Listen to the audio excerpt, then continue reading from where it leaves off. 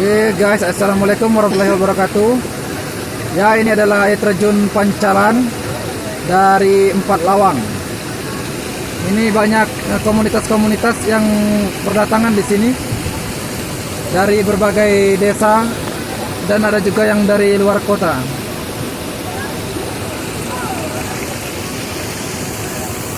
Air terjun ini berkisaran setinggi 75 meter.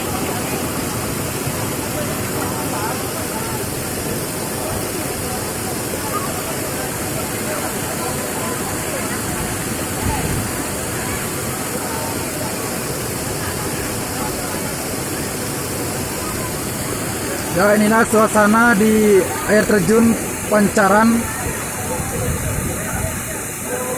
di Desa Babatan, Kampung 10. Airnya sangat dingin dan jernih sekali.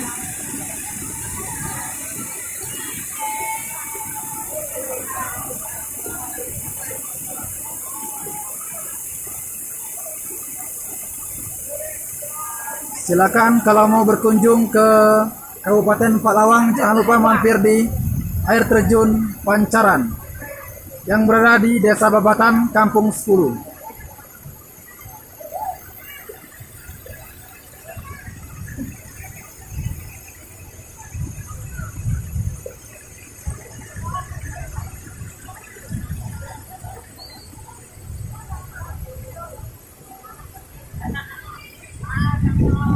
Okay guys, my trip, my adventure.